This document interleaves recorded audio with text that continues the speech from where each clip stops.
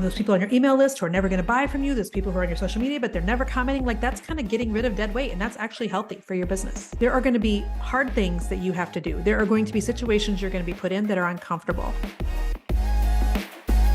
Welcome back to the podcast. I'm going to be talking today on the podcast about something that's directly opposite of something I talked about a while back. So on podcast episode 138, which was a hot minute ago, because we're on like the 400s now, I talked about numbers that really matter in your business. And I talked about how, like, when you hear people say, you know, they just had a $3 million launch, like how much of that is actually profit? Did they pay out 50% of that to affiliates? Did they have, you know, $500,000 in Facebook ads? And so I talked a lot about like numbers that do matter.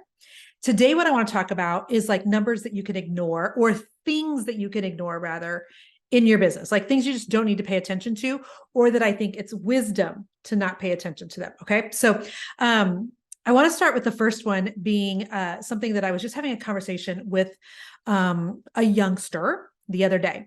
But I think one of the things that you need to ignore on social media for your business, for your mental well-being, for your mental health, to protect your all the things, is like who unfollows you. I had a youngster tell me that so-and-so unfollowed me. And I was like, how do you even know that? I have an app for that. Why would you have an app for that? I like to know who unfollows me. Why would you want to know that? Like, it was this whole back and forth where I'm like, dude, I never look at who unfollows me. I don't want to know those things. I never look at, do I have family members that follow me, or have they unfollowed? Do I have, friends that I think should follow my business or hope that they do, but they have, like, I don't want to know who's unfollowing me. So if you are someone who has been watching your unfollows, whether or not you have an app that tells you when people unfollow, or you're just glancing at your numbers, I really, really want you to consider stopping. Okay. So most of the time I do a really relatively good job of this. I don't watch my numbers on Facebook super close in terms of like how many followers, how many did I get this month? On occasion, I will look at my Instagram and I'll think to myself, why does the Instagram numbers take so long to go up? And inevitably, I will think back to this time when I posted something on Instagram and Facebook, and I lost like 1,000 followers in like 30 minutes or something. And I thought to myself, even then, like, don't look at the numbers, Jen. But I made the mistake of looking at the numbers. And inevitably, I know you guys are going to ask, well, what post was it? Was it when you were upset with your kids wearing masks? Nope. Was it when you were talking about vaccines? Nope. Was it something else that, you've been pretty vocal about your Christian beliefs? Nope. It was when J-Lo and Shakira did the Super Bowl halftime, and there was lots of twerking, there was pole dancing, there was skidding towards the camera with, open knees, there was grabbing of the crotches, there was lots of things, and my children were in the room. And that to me is not entertainment. It was lewd, it was vulgar. And so I posted about it because I know there's a whole group of people, such as myself, who feel that way. But then the pushback I got was, this is art and you're not supporting women. By the way, that is such a BS, manipulative line to use on other women. What, you don't support women? I don't care if you're male or female. If you've got vulgar, lewd, stuff going on, like, I don't have to support you either way. It has nothing to do with the fact that you're a woman. Wait, just because you're a woman and I'm a woman, then I'm supposed to automatically support what you do? I think not.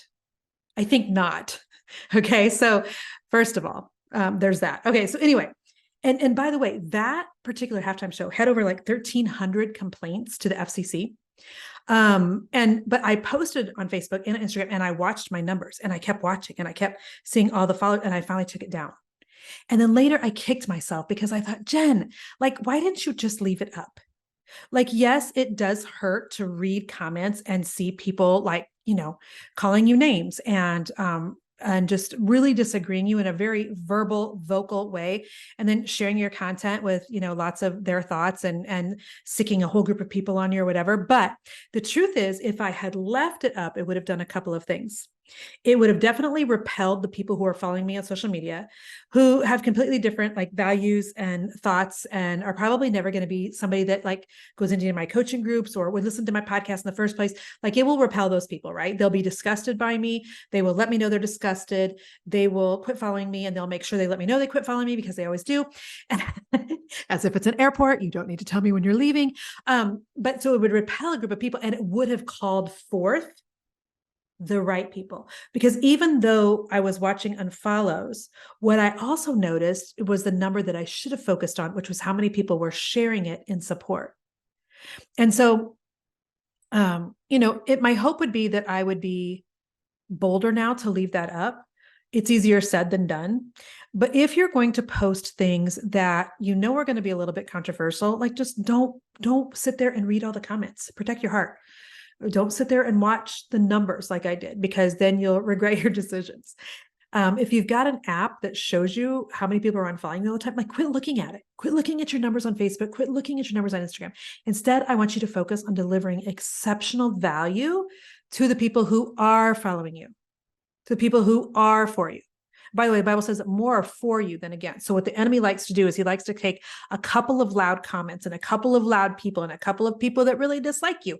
And he likes to make those voices appear to be louder and more aggressive than the others. So I want you just to remember that more are for you than are against. Okay. So second thing I want you to stop paying attention to is how many people unsubscribe when you send out an email. Listen, this happens every single time we send an email. And it'll happen every single time. You probably do also. What I need you to remember is that these probably aren't your people, and that's okay. Like, that's okay. Do you know that when you start really getting a substantial size of an email list, like sending all those emails, we have over 100,000 people on my email list, like it gets costly. So when people who do not like me, do not agree with some of the thoughts that I have, can't stand my hair, don't like my family, will never be in my coaching, think that I'm awful, hate me because I'm a Christian, like when they unfollow and when they get off of my unsubscribe, off my emails, like it's actually doing me a favor. Because then I'm not just sending needless emails to people who don't open them, or are never going to appreciate what is inside of them.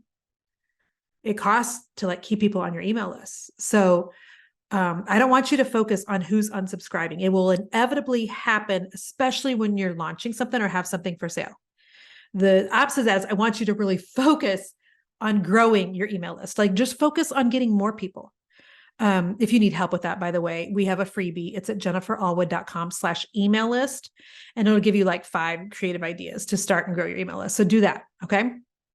Another number I really want for you to try to ignore. And maybe that's not a good way to put it on this one. For those of you who have a monthly group, I want you to quit focusing on maybe who is leaving your group. And I don't want you to worry about how many people are leaving your paid group unless it's over 10% of your entire group every month. Okay. So this is, Stu McLaren taught me this years and years ago, because I've had a monthly group, my monthly inner circle for at this point, 8.5 years. And so Stu's rule of thumb, and he's the membership king, was always that if over 10% of your people leave every month, then you need to get concerned. Okay. So let me give you an example. At the height of my group, we had 2,300 people. Okay. 2,300 people paying $47 a month. And that was when Forbes did an article on my business stuff. It was a great time, right? But 10%. So like the average is like 6, 7, 8% leave every month. Let's just say 10% though, for easy math here. Okay. So every month, like that meant 230 people left after it got to that number, so then we're down to like, let's just say 2,000. And then the next month, like 200 people leave. And so if you start looking at that number, you're like, holy smokes, hundreds of people are leaving. What's wrong? This must be awful. This must be whatever. And the truth is like average is 6, 7, 8%.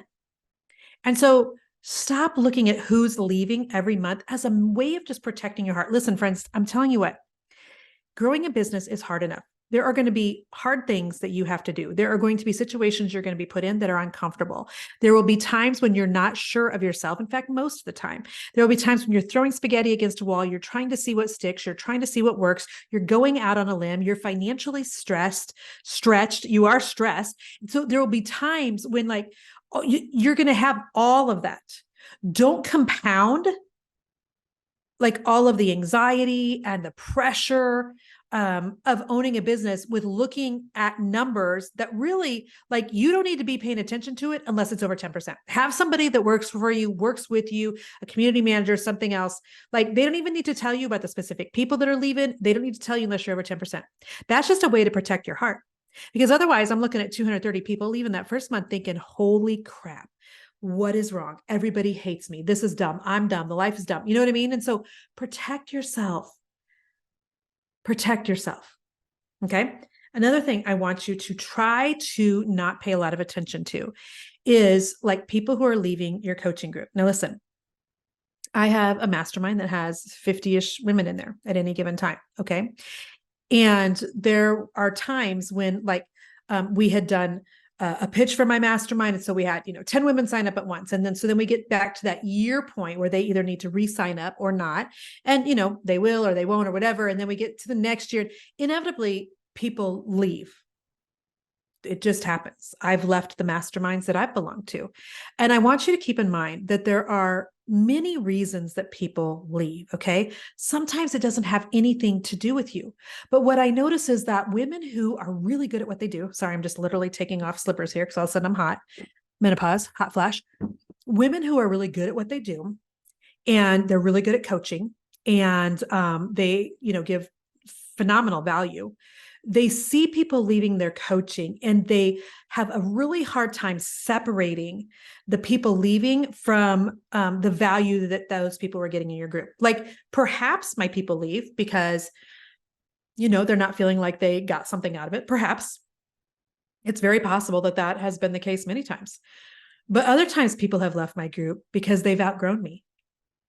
They've gotten to the point where they really don't need my training anymore because they've gotten enough out of it that their business has gone to the next level. Like, praise God, because I really focus on the people who are under $100,000 a year. Yes, I've helped a whole handful, probably 2 handfuls at this point of entrepreneurs get to their first $1 million in a year. Absolutely. But the majority of my people, we're still trying to help get to the first 100,000. If we've helped people get to $1 million a year, like they need to go to another group. My group's no longer the best fit for them. Does that make sense? And so I can't think to myself, I can't believe that so-and-so is leaving. Instead, a better tactic, a better angle is to bless them as they go. Thank them for being there, for the amount of time that they were. Believe that they're leaving on the best of terms and you're okay with that. Believe that they got everything that they need. And just remind yourself, you got to play the littlest part in their journey, right? When I think about all the coaches I've had, they've all played a part in getting my business to where it is today. Every single one of them has. And so when you're really paying attention to who's leaving your coaching, it can start to mess with your mind. I promise you that it can. And so if you are still a one-man band, if you are still a solo entrepreneur, it's going to be hard to ignore that, right? And so do the very best that you can with either hiring some help or making sure that you just totally ignore that. Okay. Last thing I want to talk about, if there's any possible way, if you have other people that are working with you, even if it's a VA, try hard not to be aware of every single time that people ask for a refund. There is a statistic that in online classes and courses, it's the same as the membership group. When you launch, if less than 10% of the people ask for a refund, then you're doing a really good job.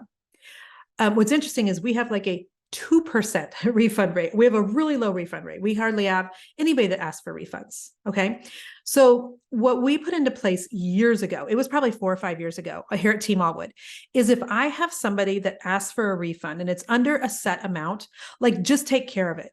Don't ask me about it. Don't say, Jen, here's the situation. Don't because what happens is it's mentally heavy. And maybe you have a lot more capacity than I do for hard topics, hard situations, criticism. And by the way, this is not saying that I don't want any constructive criticism. I mean, criticism is always hard. Not one of you listening right now is going to go, you know what I love? I love when people criticize me.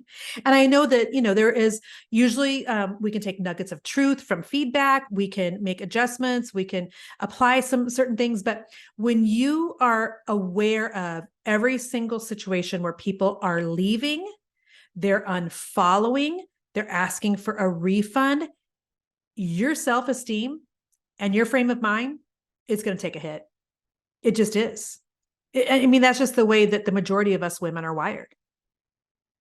And especially if you're someone who has grown up being a people pleaser, you have tried your entire life to do the dance and dance the jig to make everybody around you feel comfortable and happy. You have your entire childhood made sure that everybody was good so that you could stay safe. Like if any part of that is your story, when you begin to get criticism, and if you're allowing yourself to like see all of it, it's going to take some work for that not to really wound you. So if you can have a team member insulate you from everything that's under like a set dollar amount, like absolutely do that. This is not in my notes at all, but this reminds me. I'm going to tell you guys a story. So I had a client years ago, and since it's not in my notes, I need to make sure that I'm telling the story without details that could be descriptive of who told me this in the first place, and also not like out any of the situation. So let me ponder on this. So I had a client years and years ago, back when I owned a painting company, who I don't even remember how the conversation would have ever got started, but essentially they had some people sending them things in the mail that was negative about a family member. And she told me that they decided to start just giving all of their mail to a very trusted individual who was like a gatekeeper of their heart, and just said, will you open this and only give us what we absolutely need to know? If you discern that it's not necessary for us to know, like just go ahead and trash it.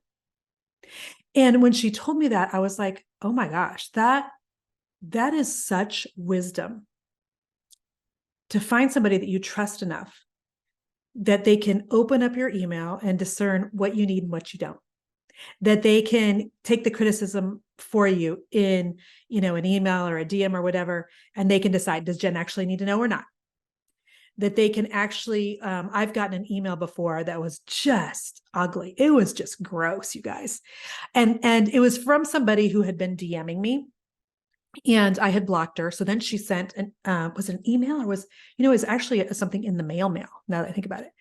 And I gave that to my best friend, who's one of the gatekeepers of my heart for me, and just said, do I need to read this? And she read it. She's like, absolutely not. There was nothing in there that you needed to know. She's basically just, explaining why and continuing to dish on you or whatever. And so, see what you can do to put some things in place, to put some people in place, to put some, quantifying things in place so that that you don't have to know about all of the things. And again, like, this is not you living in a cave and not having any, slice of reality about your business. This is not you pretending that everything's hunky-dory when it's not.